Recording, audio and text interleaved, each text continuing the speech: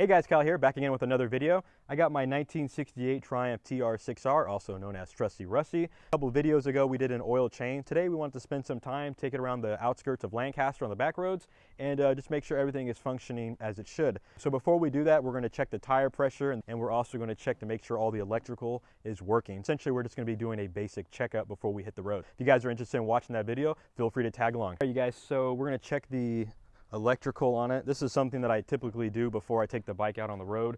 So we got the ignition switch here. We got power coming in at the green light. So that's how we know that we have power to the bike. Middle turns the high beam on, or excuse me, it turns the light on. The dipper switch on the bar does high and low. And then we have our pilot light, which is still on. And if we go to the back of the bike, we have the tail light. Then we're going to step on the brake pedal.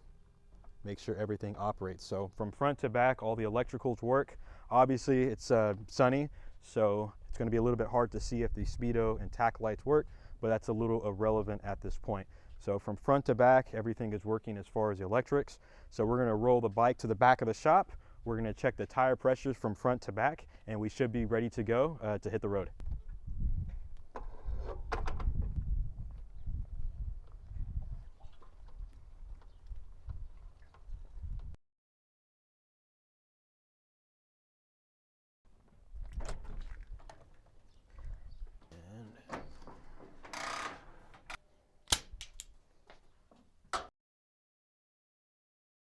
All right, so we got our tire pressure gauge here. We're just gonna check the pressure on it.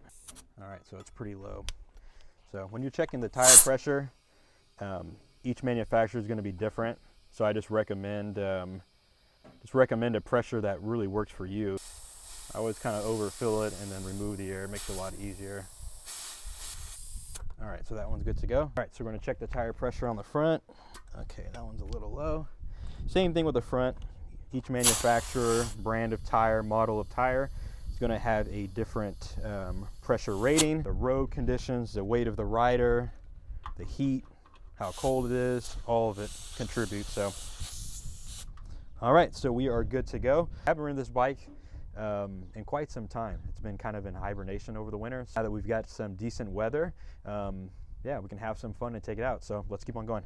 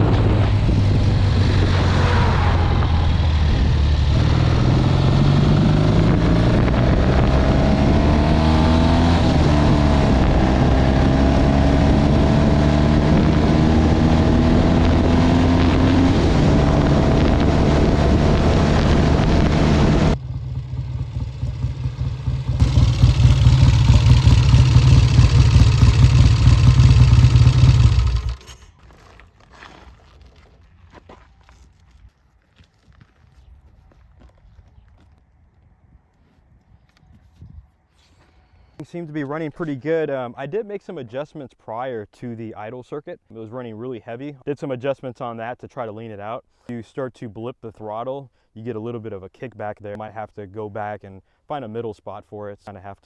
You kind of have to work with what you have to make sure that the bike runs good at its happy place. The acceleration was fine. Check the oil level to make sure that it hasn't dropped. Typically you'll find that once you change the oil and you fill the oil tank up, the oil level might actually drop. A little bit of oil in the crankcase as we discussed in the video prior. I'm happy with it. Everything's good to go. A side project is we're going to have to replace this back tire. For the back roads out here, considering that we live on a dirt road and gravel, the K7 is a pretty good tire choice. Yeah, I think that's going to pretty much wrap up today's video. Don't forget to like, share, and subscribe to our YouTube channel. You guys have a great weekend, be safe, and stay cool. Thanks for watching.